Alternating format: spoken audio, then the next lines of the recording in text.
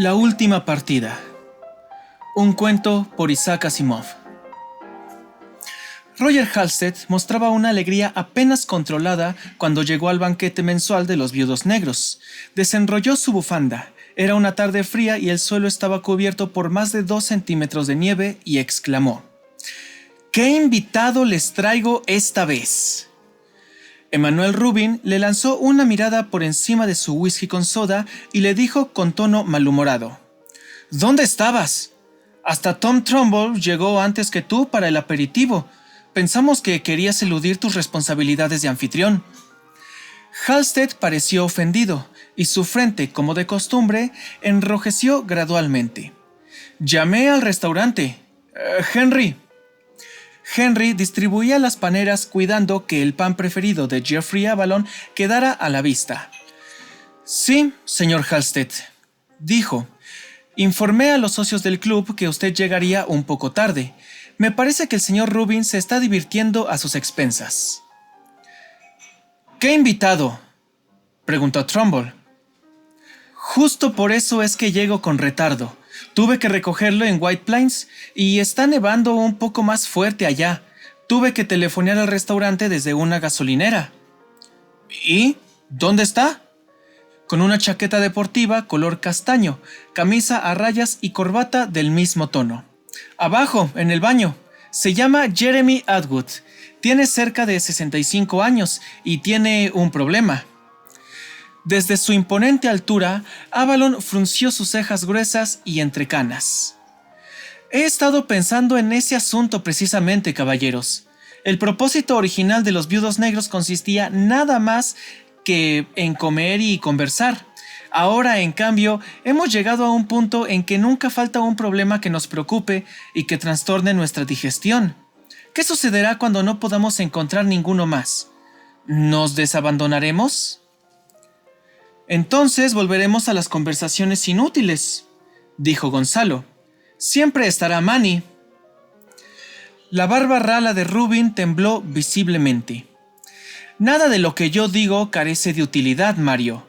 Pero, aunque no tuviera ningún propósito, siempre queda la vaga esperanza de que mis palabras sirvan para educarte. Para comenzar, puedo mostrarte que tu última pintura es totalmente mala. «Dijiste que te gustaba», dijo Mario frunciendo el ceño y cayendo en la trampa. Solo por el alivio que sentí cuando dijiste que era el último cuadro, y solo hasta que descubrí que querías decir que era el más reciente. Pero el invitado de Halstead subía las escaleras en ese momento. Se movía más bien lentamente y parecía cansado. Halstead lo ayudó a sacarse el abrigo, y cuando se quitó el sombrero se vio que era casi totalmente calvo. Solo le quedaba un borde de cabello cano. «Señores», dijo Halstead, «les presento a mi invitado, Jeremy Atwood. Lo conocí por medio de uno de sus sobrinos, un profesor compañero mío. Señor Atwood, permítame presentarle al grupo». Una vez hechas las presentaciones y luego de ofrecer a Atwood una copa de jerez, Henry anunció que la mesa estaba servida. Rubin miró con recelo. «¿Esto tiene hígado?», preguntó. «No tiene hígado, señor Rubin», dijo Henry. «Hoy tiene riñones». «Dios mío», dijo Rubin. «¿Y la sopa?» «Crema de puerros, señor Rubin». «No me dan respiro.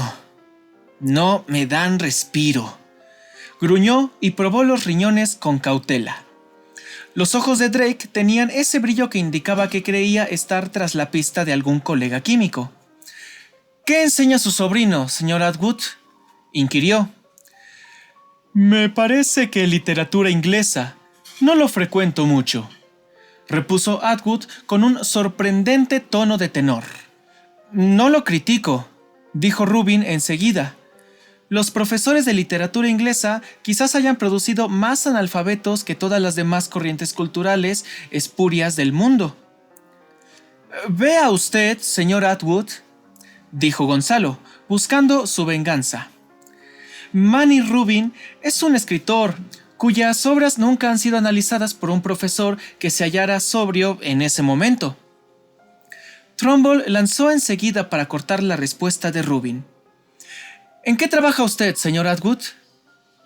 Ahora estoy jubilado, pero soy ingeniero civil, dijo Atwood. No tiene por qué responder a ninguna pregunta ahora, señor Atwood. Vendrá con el postre, le explicó Avalon. Resultó ser un consejo innecesario, ya que Rubin llevaba la ventaja y no tenía la menor intención de perderla. Con la sopa, que casi no probó, desarrolló la tesis de que el objetivo principal de los profesores de inglés en general y de los profesores de literatura inglesa en particular era el de encadenar al idioma inglés y hacer de la literatura un fósil descolorido. Cuando llegó el plato principal, pato asado relleno, Rubin estaba ya analizando las motivaciones de los profesores de inglés delincuentes y decía que en el fondo provenían de una envidia acerba y cargada de odio hacia quienes habían podido y actualmente podían utilizar el idioma inglés como instrumento. Como Emanuel Rubin, por ejemplo, dijo Gonzalo en un susurro que todo el mundo oyó. Sé más gramática que cualquiera de los que se autotitulan profesores de inglés y he leído más literatura y más cuidadosamente que cualquiera de ellos. Lo que sucede es que yo no dejo que la gramática me ate ni que la literatura me obligue. Todos los que escriben disparates sin respeto por la gramática podrían decir lo mismo, dijo Avalon. Eso significaría algo, dijo Rubin, furioso, solo si tuvieras la autoridad para afirmar que yo escribo disparates que atentan contra la gramática, Jeff. Habiendo terminado el arroz, si bien dejó a un lado el relleno del pato asado, Rubin comenzó una elocuente disertación sobre el daño que esos cultos delincuentes les infieren a las mentes jóvenes y arremetió contra los otros 5 comensales cuando cada uno de ellos hizo alguna objeción, hasta que se sirvió el pois vin, pera en vino, y luego el café. Halstead golpeó su copa de agua con la cuchara. «Basta de gramática, Manny, basta. Ahora le corresponde a nuestro invitado», dijo. «Y es por eso», dijo Rubin en un último arranque, «que no colecciono las críticas, porque cualquiera de esos aficionados a la literatura inglesa que pierden el tiempo escribiendo críticas colecciona solo las favorables», interrumpió Gonzalo. «Lo sé porque una vez me mostró su álbum de recortes y estaba vacío». Halstead insistió en una serie de golpecitos y finalmente dijo: «Mi amigo Stuart, el sobrino del señor Atwood, mencionó por casualidad hace un par de semanas que su tío tenía un problema literario. Me interesó naturalmente por las razones que todos conocemos y averigüé algo más. Pero Stuart no estaba muy enterado. Entonces me puse en contacto con el señor Atwood y lo que él me contó fue suficiente para hacerme pensar que sería un invitado excelente para esta reunión. Y como me correspondía a mí traer un invitado, él aceptó amablemente venir». Avalon carraspeó estentóreamente. «Confío en que el señor Atwood sabe que puede ser interrogado en forma». «Se lo expliqué cuidadosamente, Jeff», dijo Halstead. «También le expliqué que todo lo que aquí sucede es confidencial. Ocurre que el señor Atwood está bastante interesado en la solución de su problema y ansioso de que lo ayudemos». Nuevas e iracundas arrugas aparecieron en el rostro oscuro de Trumbull. «¡Maldición, Roger! No le habías garantizado una solución, ¿verdad?» «No, pero tenemos un buen récord», dijo Halstead complacido. «Está bien, entonces comencemos. Henry, ¿viene en camino el coñac? ¿Y quién interroga a Roger?» «¿Cómo? Pues tú, Tom». Henry comenzó a servir cuidadosamente el coñac en las copas, pero cuando él llegó al turno de Atwood, este levantó la mano en señal de tímida negativa y Henry lo saltó. Volviendo sus brillantes ojos hacia Trumbull, Atwood dijo: «¿Voy a ser interrogado?» «Es solo un modo de decir, señor. Estamos interesados en su problema literario. ¿Quisiera contarnos algo sobre eso? De la manera en que usted prefiera. Haremos preguntas cuando nos parezca aconsejable, si usted lo permite». «Oh, puedes hacerlas», dijo Atwood ligeramente. Sus ojos saltaban con rapidez de uno a otro. «Les advierto que no es un gran misterio. excepto que yo no lo entiendo. Bueno, puede ser que nosotros tampoco, dijo Gonzalo llevándose el coñac a los labios. Drake, que estaba convaleciente de un resfrío y en consecuencia se veía obligado a fumar menos, aplastó de mala gana un cigarrillo a medio consumir. Nunca sabremos nada si no escuchamos de qué se trata, dijo y se sonó con un pañuelo de un rojo subido que luego guardó en el bolsillo de su chaqueta.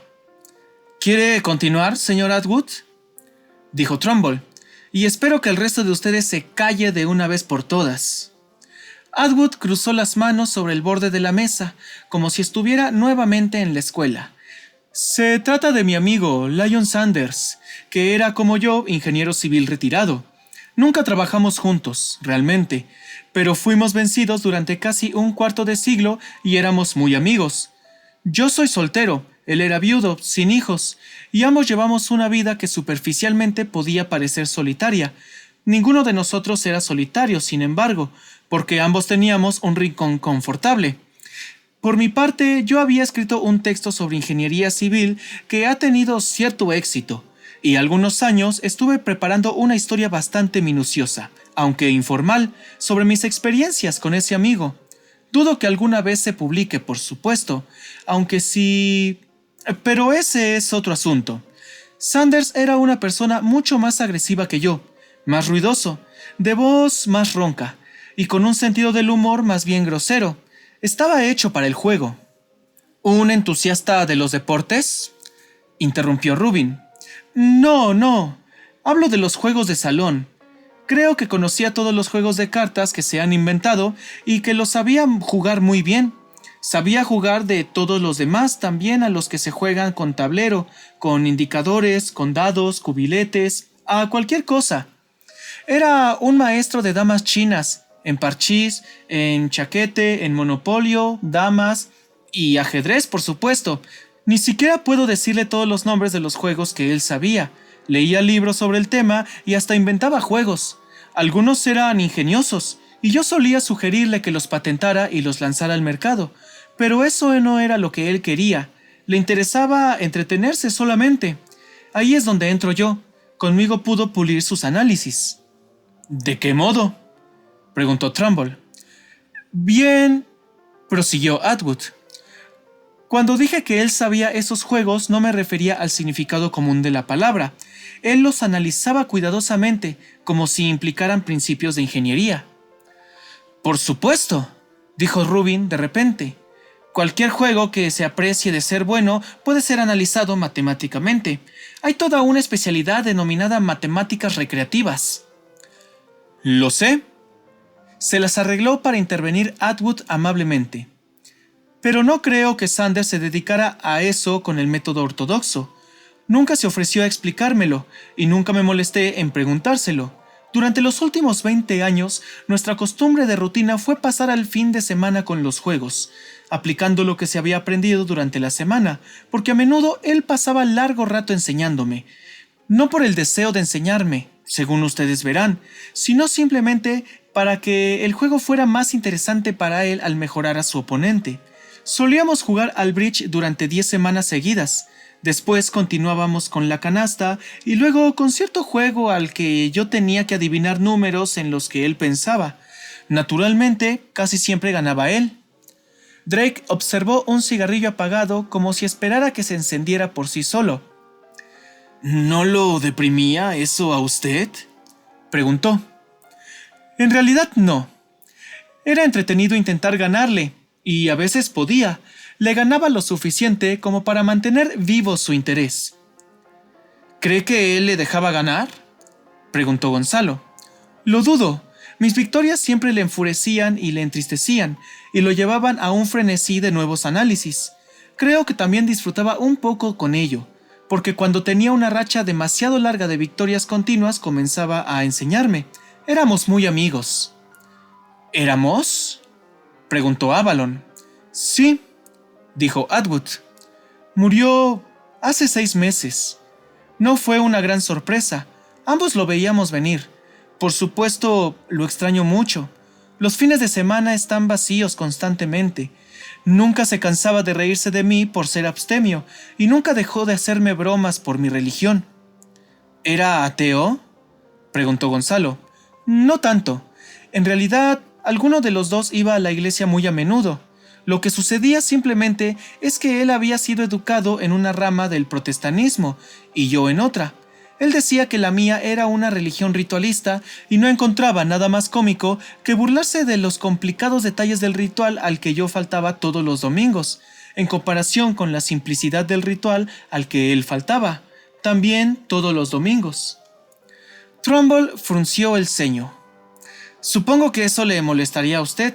¿Nunca sentía ganas de burlarse a su vez de él? Nunca.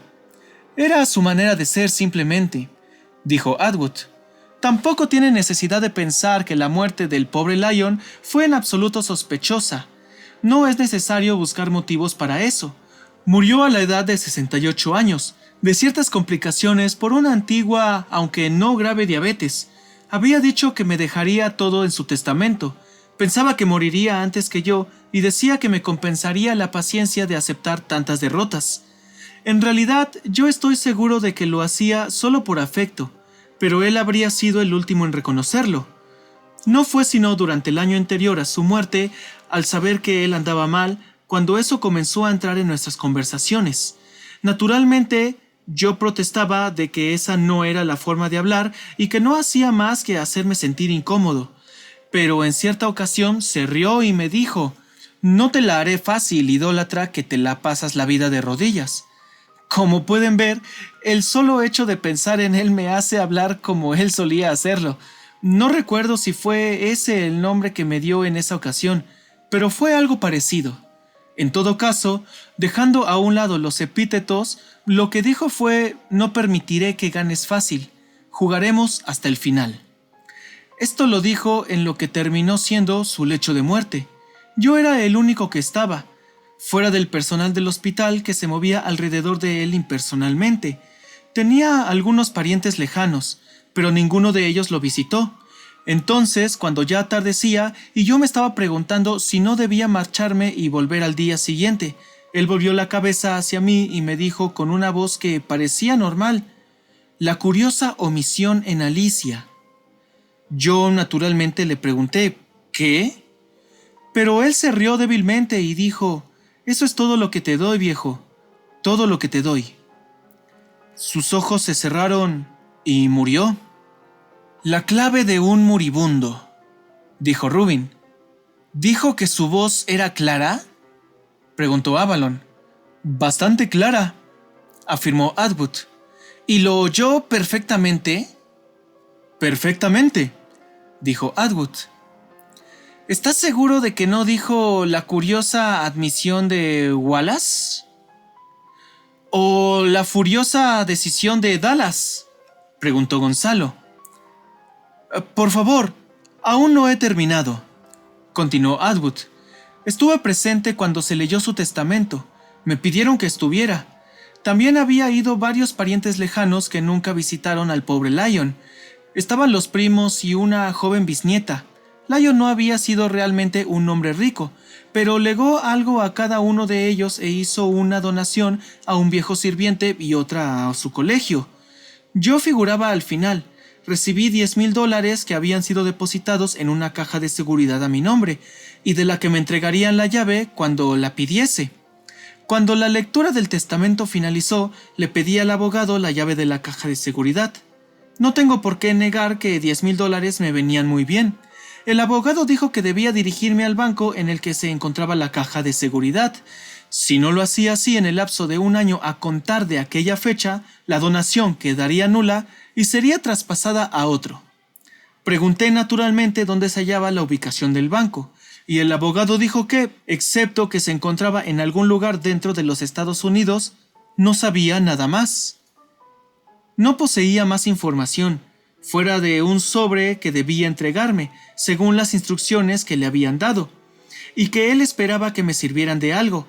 Tenía algo sobre él, que debía ser abierto al cabo de un año si para entonces yo no había reclamado el dinero. Tomé el sobre y solo encontré en su interior las palabras que ya había escuchado de los labios de mi amigo moribundo. La curiosa omisión de Alice. Y así están las cosas en este momento. ¿Me quiere decir que aún no ha recibido sus $10,000? Preguntó Trumbull. Quiero decir que aún no he localizado el banco. Han pasado 6 meses y aún restan otros 6. Puede ser que la frase sea un anagrama, arriesgó Gonzalo. Quizás si cambia el orden de las letras surja el nombre del banco. Atwood se alzó de hombros. Es una posibilidad en la que ya pensé. No recuerdo que Sanders haya jugado jamás a los anagramas, pero ya lo intenté, no logré nada útil. Drake, que volvía a sonarse la nariz y al parecer se le estaba acabando la paciencia con tantos razonamientos meticulosos, dijo: ¿Por qué no va simplemente a cada uno de los bancos de White Plains y pregunta si tienen la llave de una caja de seguridad a su nombre? Esas no son las reglas del juego, Jim, dijo Avalon severamente. $10,000 no son ningún juego, dijo Gonzalo. Admito que sería hacer trampas si intentara solucionarlo al azar, dijo Atwood, pero también debo reconocer que lo hice. Intenté en los bancos de varias localidades vecinas y asimismo en White Plains, pero no conseguí nada. No me sorprende, sin embargo. No era probable que los depositara cerca de casa. Tenía todo el país para elegir. ¿Hizo algún viaje fuera de la ciudad el último año de su vida? ¿Hacia la época en que comenzó a hablarle de su herencia? Preguntó Halstead. No creo, dijo Atwood. Y no tenía por qué hacerlo tampoco. Su abogado podía preocuparse de eso. Bien, dijo Trumbull. Empecemos de otro modo. Usted ha tenido 6 meses para pensar en eso. ¿A qué conclusiones ha llegado? En cuanto al mensaje en sí, a ninguna. Pero conocía bien a mi amigo. Cierta vez me dijo que la mejor manera de esconder algo era hacerlo por medio de la tecnología moderna.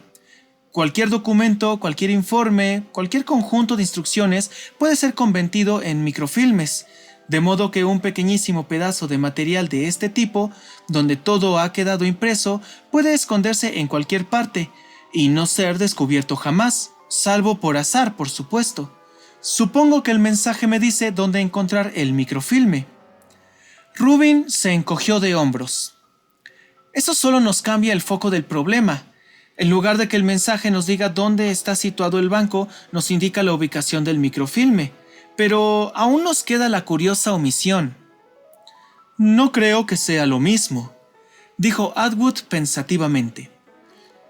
Puede ser que el banco esté a cientos de kilómetros de distancia, pero el microfilme, o el trozo de papel común y fino, según yo creo, puede estar a mi alcance. Pero, aunque esté a mi alcance, quizás se trate también de cientos de kilómetros. Pobre Lyon, suspiró. Me temo que también ganará esta partida. Si le analizamos el problema y logramos solucionarlo, señor Atwood, ¿seguirá sintiendo que hizo trampa? Preguntó Trumbull. Oh, por supuesto, dijo Atwood, pero me sentiría muy contento de tener los $10,000 de todos modos. ¿Tienes alguna idea respecto del significado del mensaje, Tom? Preguntó Halstead. No, respondió Trumbull. Pero sí, como dice el señor Atwood, estamos buscando un mensaje pequeñísimo en un lugar cercano y accesible, y si suponemos que Sanders jugó limpio, entonces quizá pueda continuar con algunas eliminaciones. ¿A quién legó él su casa, señor Atwood? A su primo, que ya la vendió. ¿Qué se hizo de lo que contenía? Seguramente Sanders tenía libros, juegos de todos los tipos, muebles. La mayor parte se remató. ¿Algo de eso quedó para usted? El primo fue lo suficientemente amable como para ofrecerme lo que yo quisiera de ese material, ya que no era intrínsecamente valioso. No acepté nada. No soy aficionado a coleccionar. ¿Sabía eso su viejo amigo? Oh, por supuesto. Atwood rebulló incómodo. Señores, he tenido 6 meses para pensar en esto. Me doy cuenta de que Sanders no pudo haber escondido el filme en su propia casa, ya que la había legado a otro, y sabía que yo no tendría ninguna oportunidad de registrarla. Tuvo muchísimas oportunidades de esconderlo en la mía, puesto que él me visitaba tan a menudo como yo a él. Es ahí donde yo creo que está. No necesariamente, dijo Trumbull. Tal vez haya tenido la certeza de que usted pediría alguno de sus libros favoritos, ciertos recuerdos. No, dijo Atwood. ¿Cómo podría estar seguro de que yo los pediría? Me los habría legado en su testamento. Eso lo habría descubierto, dijo Avalon. ¿Está seguro de que nunca hizo ninguna alusión a que usted se llevara algo? ¿O que no le regaló algo como por casualidad? No, dijo Atwood sonriendo. No tienen idea de lo impropio de Sanders que eso habría sido. Les repito, he pensado que, como me dio un año para encontrarlo, debe de haberse sentido bastante confiado en que eso permanecería en su lugar durante ese lapso. No es posible que formara parte de algo que yo pudiera tirar, vender o perder fácilmente. Hubo un murmullo de asentimiento. Es muy posible que lo haya pegado en la moldura de la pared, en algún lugar de algún mueble pesado, dentro de la heladera, en esa clase de lugares, dijo Atwood. ¿Ha mirado?, preguntó Gonzalo. Oh, sí. Este jueguito me ha tenido ocupado. He pasado buena parte de mi tiempo libre revisando molduras, bajo la superficie de los muebles, en los cajones y dentro de muchas otras cosas. He pasado horas en el sótano y en la buhardilla. Es obvio que no ha encontrado nada, dijo Trumbull. ¿O no estaríamos hablando de esto ahora? No, no lo he encontrado, pero eso no quiere decir nada. Lo que estoy buscando puede ser algo tan pequeño que sea apenas visible, y es probable que sea así. Quizás haya mirado directamente y no lo haya visto, a menos que yo supiera que estaba en ese lugar y estuviera de algún modo preparado para verlo. Podría yo haberlo visto, ¿me entienden? Lo cual nos hace volver al mensaje, dijo Avalon pesadamente. Si lo entendieran, sabrían a dónde mirar y lo verían. Ah, dijo Atwood, si lo entendiera. Bien, me parece que la palabra clave es Alicia, dijo Avalon. ¿Tiene algún significado personal ese nombre para usted? ¿Es el nombre de alguien a quien ambos conocían? ¿El nombre de la difunta esposa de Sanders, por ejemplo? ¿El sobrenombre de algún objeto, alguna broma entre ustedes dos? No, nada de eso. Avalon sonrió y al hacerlo mostró una dentadura pareja bajo su elegante bigote apenas gris. Entonces, yo diría que Alicia debe de referirse a la Alicia que sin duda es la más famosa para la humanidad, Alicia en el País de las Maravillas. Por supuesto, dijo Atwood claramente sorprendido. Eso es lo que hace que sea un enigma literario, y fue eso lo que me hizo recurrir a mi sobrino, que enseña literatura inglesa. Desde el comienzo supuse que era una referencia al clásico de Lewis Carroll. Sanders era un admirador de Alicia. Poseía una colección de diferentes ediciones del libro y tenía reproducciones de las ilustraciones de Tenniel por toda la casa. «No nos había dicho eso», protestó Avalon dolorido. «No, lo siento. Es una de esas cosas que conozco tan bien que de algún modo creo que todo el mundo la conoce». «Tuvimos que haberlo supuesto», dijo Trumbull, dejando caer las comisuras de los labios. «En el libro, Alicia tiene algo que ver con un mazo de naipes». «Siempre es bueno tener toda la información pertinente», dijo Avalon con obstinación. «Está bien», dijo Trumbull. «Esto nos lleva a la curiosa omisión en Alicia en el País de las Maravillas. ¿Y cuál es esa curiosa omisión? ¿Tiene usted alguna idea respecto a eso, señor Atwood?» «No», dijo Atwood. «Leí Alicia cuando niño, y no había vuelto a abrir el libro hasta que surgió lo del testamento, por supuesto. Debo admitir que nunca me pareció una obra encantadora». «Dios mío», dijo Drake por lo bajo. Atwood lo oyó porque volvió rápidamente la cabeza hacia él. «No niego que puede tener encanto para otros, pero yo nunca he encontrado divertidos los juegos de palabras.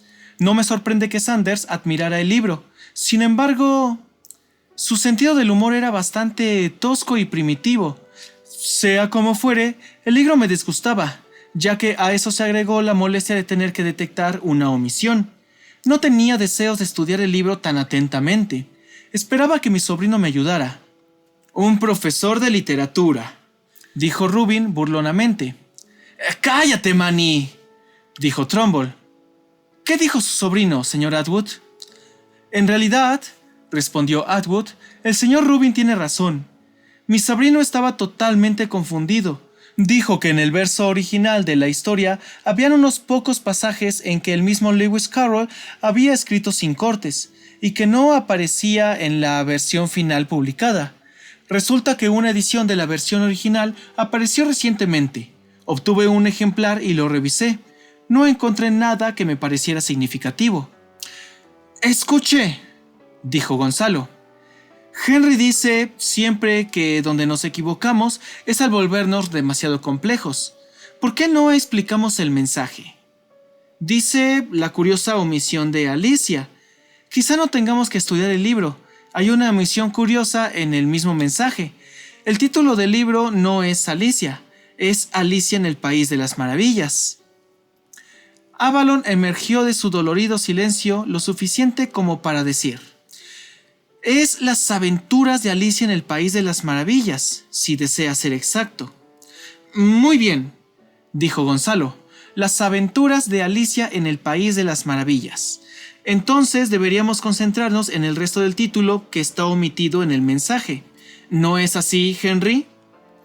Henry, parado silenciosamente cerca del aparador, dijo: «No hay duda de que es una observación interesante, señor Gonzalo». «¿Qué va a ser interesante?», dijo Trumbull. «¿Qué tiene de curioso? Es una omisión por conveniencia. Mucha gente dice Alicia». «Aparte de eso», dijo Halstead, «incluso no veo qué podría significar aventuras en el País de las Maravillas. No es más útil que el mensaje original. Esta es la idea que yo tengo. Alicia en el País de las Maravillas... perdona, Jeff. Las aventuras de Alicia en el País de las Maravillas contiene versos, la mayoría de los cuales son parodias de poesías respetadas de la época». «Bastante malas», dijo Rubin. «Eso está fuera de discusión.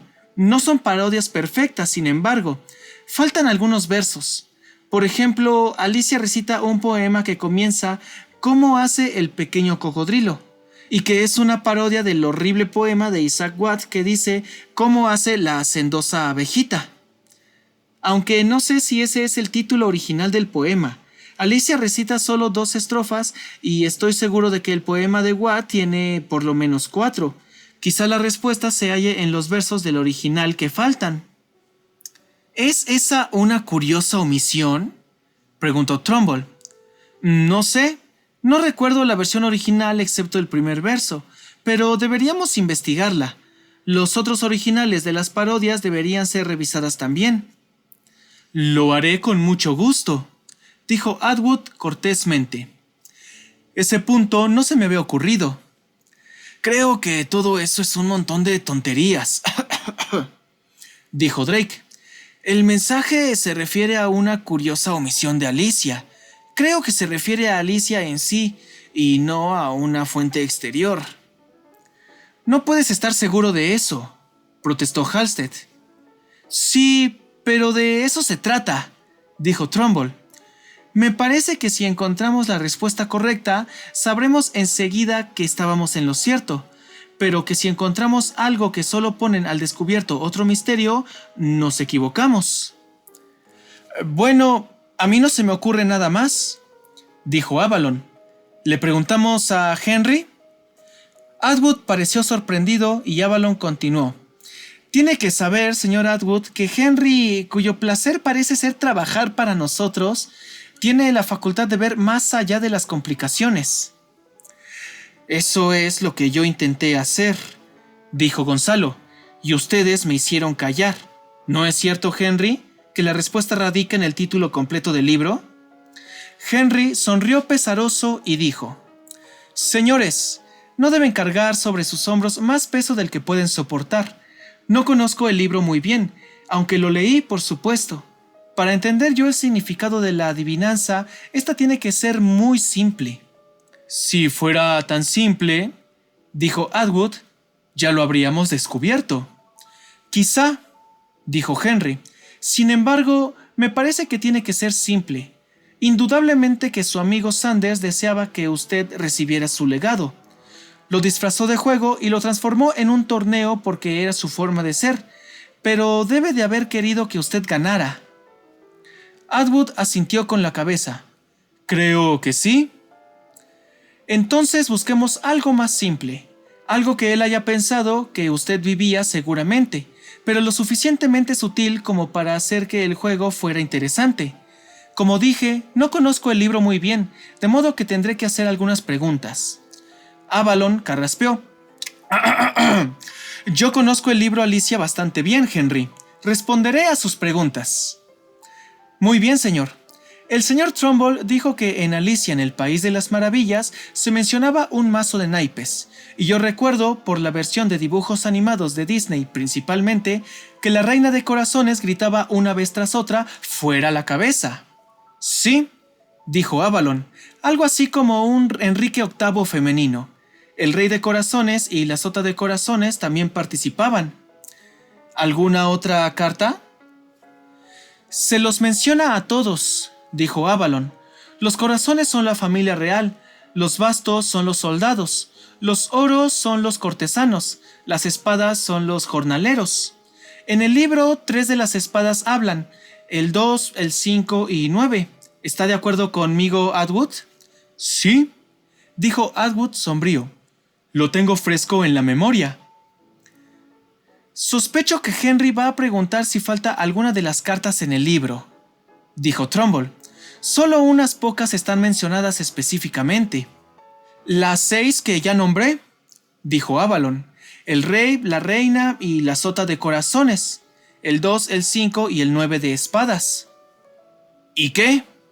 Dijo Trumbull. Se mencionó solo las necesarias y el resto de figuras en segundo plano en la historia. No hay nada curioso en eso. Insisto en respaldar la palabra de curioso. Henry asintió y luego preguntó. ¿Es usted episcopal, señor Atwood? Fui educado en esa religión. ¿Por qué me pregunta?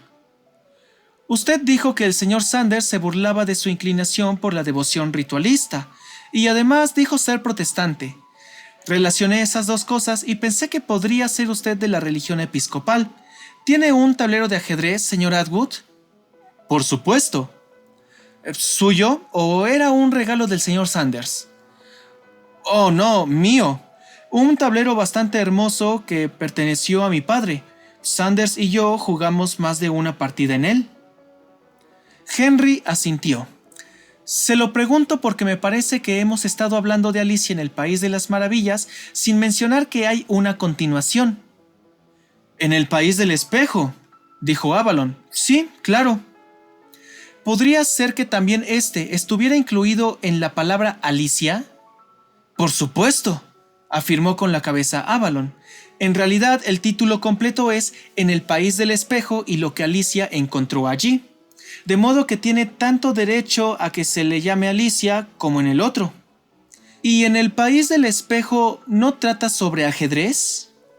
Totalmente cierto, dijo Avalon con suavidad, recordando ya su buen humor por el papel de verdadero experto que desempeñaba.